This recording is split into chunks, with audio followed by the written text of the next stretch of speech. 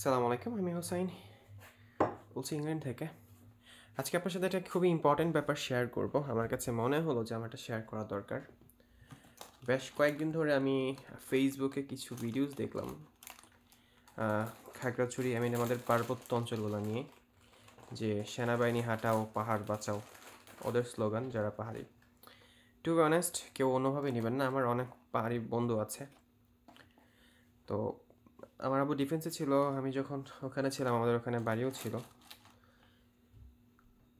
আমি যতটা জানি, পাহাড়ের মধ্যে সেনাবাহিনীরা কখনোই পাহাড়িদের এগেনস্টে কাজ করে নাই, অ্যাকসেপ্ট হচ্ছে শান্তি বাহিনী, ইউপিডিএফ, জেএসএস, তাদের ছাড়া।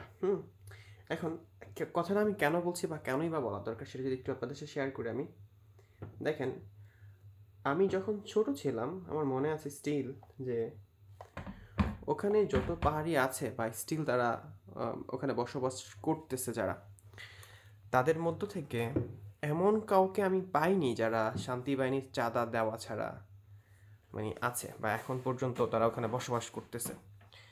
তো প্রবলেমটা কোথায় হচ্ছে, সেনাবাহিনী যখন ওখানে থাকে তখন তাদের হয়তো এই প্রবলেমগুলো, চাঁদা নেওয়া বা চাঁদা দেওয়ার প্রবলেমটা ওদের ফেস করতে হয়।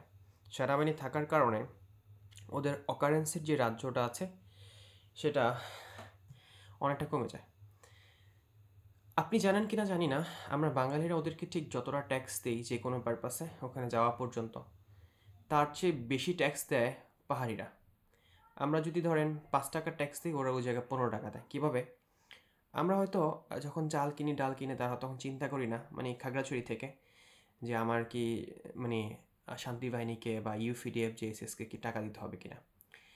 জাস্ট একটু ব্যাপার আমি আপনাদেরকে বলে দিচ্ছি, যখন কোনো পাহাড়ি, সাধারণ কোনো পাহাড়ি, পাহাড়িকে কী যেন বলছে, ধরেন চাকমা আছে এখানে, ত্রিপুরা আছে, হ্যাঁ, যারা আছে আর কি ওখানটাতে, মারমা আছে, ওরা যখন একটা লাউ বাজারে নিয়ে যায় ভাই, ওইটা যখন সে বিক্রি করে ওখান থেকে ওকে একটা ট্যাক্স দিতে হয়, কিন্তু একটা চাঁদা দিতে হয়।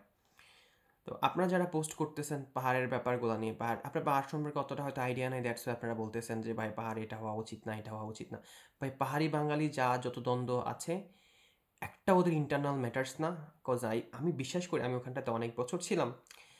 আপনি একটু চিন্তা করেন তো, যদি পাহাড়ি বাঙালি ঝামেলাটা বা এই সেনাবাহিনী ঝামেলাটা ওখানে না থাকলে কোনো প্রবলেম হইতো, বা সেনাবাহিনী থাকলে আদৌ কোনো সমস্যা তৈরি হইতো, তাহলে আপনারা যখন ওখানটাতে যান, ধরেন সাজেকে ঘুরতে যান, আজ পর্যন্ত কি একটা স্কোয়াড পাইছেন, একটা গাড়ি পাইছেন পর্যটকের, যেখানে সেনাবাহিনীর পারমিশন ছাড়া ঢুকতে পারছেন আপনি?